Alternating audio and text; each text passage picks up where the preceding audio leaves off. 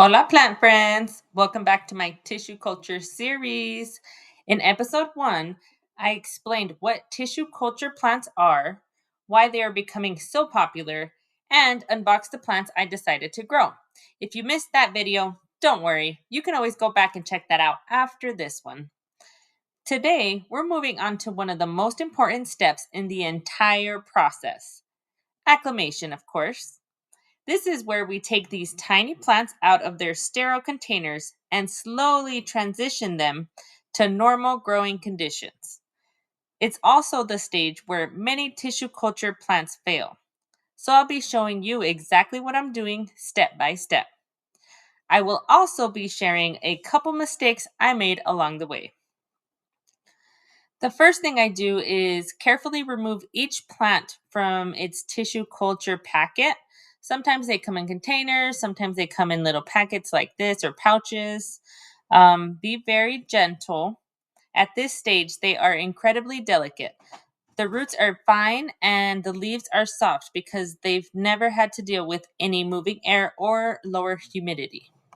I am trying to handle them as gentle as possible. Next, what I will do is rinse away all of the tissue culture gel. So you want to remove as much gel as possible because if it's left on the roots, it can encourage mold or bacteria once the plant is potted. So I use room temperature water, distilled water, and hydrogen peroxide to soak them first. And later on, I will go ahead and rinse them thoroughly, making sure to remove any gel with my fingers. Now be very careful. There is no need to rush this step. It's very easy to break these plants. I do want to note the tweezers and everything I'm using to complete this process is sterile. I made sure to thoroughly wipe everything down before I started gathering all of my supplies, and all of my supplies are also sanitized as well. I would love to hear your experience. If you've ever tried to acclimate tissue culture plants, please let me know how it went and what helped make it more successful for you. This one is the Monstera Mint, one of my favorite plants. We are now seeing them at Lowe's and Home Depot, so that is super exciting. The prices are still pretty high, though. I think the cheapest I've seen them is about $60. I purchased this one for about 15, so I don't feel terrible if it doesn't survive, but I am glad and I hope that I can keep it alive because I definitely do not want to pay $60 for a plant. Next thing I will do is rinse away all of the tissue culture gel. So now I'm actually trying to get in there. Um, Remove as much gel as possible.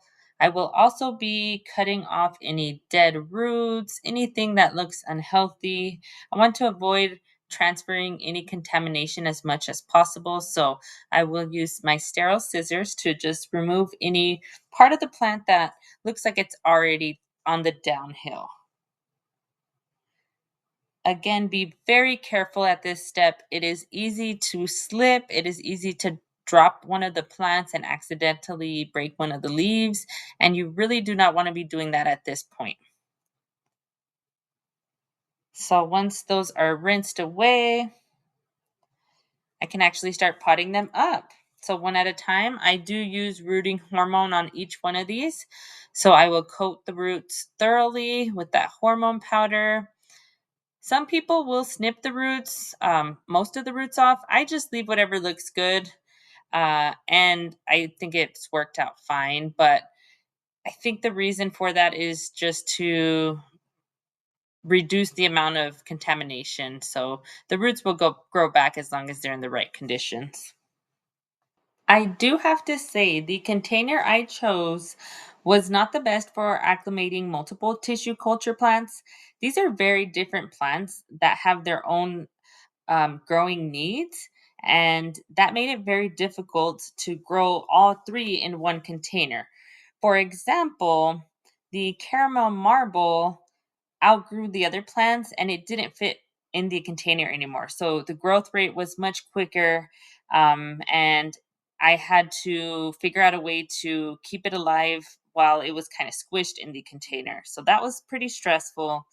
But it's it's okay for the first couple weeks. It really just didn't work long term. I did enjoy the container because I was able to see the growth rate of the roots and really check on the plants as much as I wanted. The key here is humidity, especially at the beginning of the acclimation process.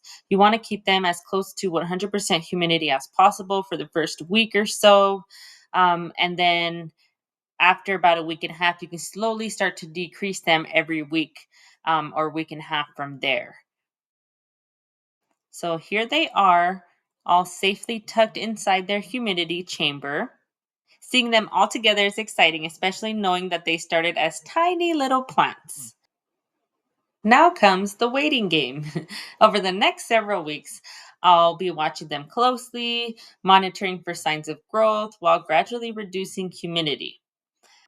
Follow along because in the next episode, we'll check in on these plants. One thing this experience has already reminded me is not every plant grows at the same speed, and neither do we. Growth takes time, and every journey looks different. Thank you so much for watching. Until next time, bye.